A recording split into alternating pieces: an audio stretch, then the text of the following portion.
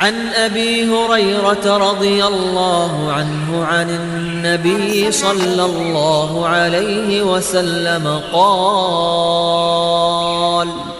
والله في عون العبد ما كان العبد في عون أخيه.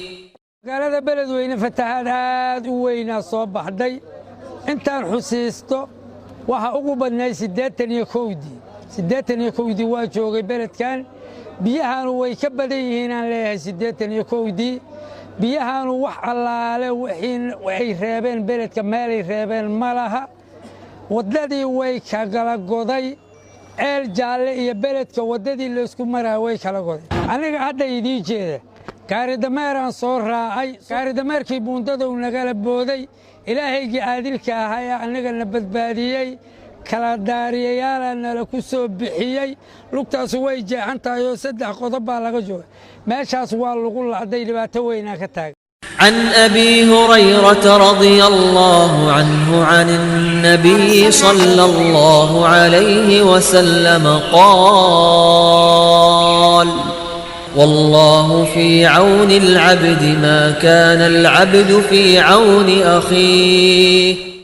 waxaan walaalaheen Soomaaliyeed oo dhan anaguna ku jirno naftayada iyo qeyrkayga ugu yeerayna oo aan baraarujinayna waxyaalahaas kale markay dhacaan in walaalaha si degdeg ah iyo sida ugu cadifada badan iyo sida ay ugu suurtagalnimo badan in walaalahaas waxyaalaha gaaray laga garab istaago oo laga kaalmeeyo oo lala qaybsado dhibaatooyinka gaaray in la dedejiyo marka walaalaheen oo dhan waxaan muslimiinta oo dhan waxaan ugu yeernaa walaalaheen geyiga Soomaaliyeed oo dhan walaalaha fatahaadaha ay gaareen oo dhulalkoodii iyo beerahoodii iyo deegaamadoodii meelaha ay lahaayeen dhibaatooyin ku dhaceen in la garab istaago oo lagu garab istaago walibana in Allah subhanahu wa ta'ala bari loo baxsado maxay qofku maanta wuxuu qadimo oo hormariyo ayuu bari helaya qof kasta waxa la inuu maanta naftiisa u hormariyo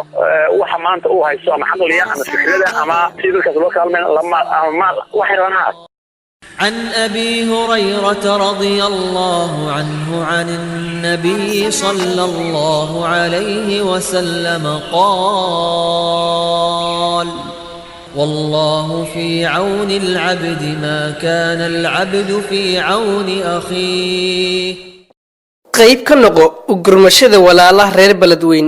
ogow inagoo gacmaha isqabsanna ayaa wax ka qaban karna dhibaatadan oo dhan inagoo aanan gacmo kale gargaar weydiisan qiyaas ma lahan heerka ay dhibaatadu gaarsiisan tahay bulshooy baraaruga oo kaca oo beledweyn u hiiliya.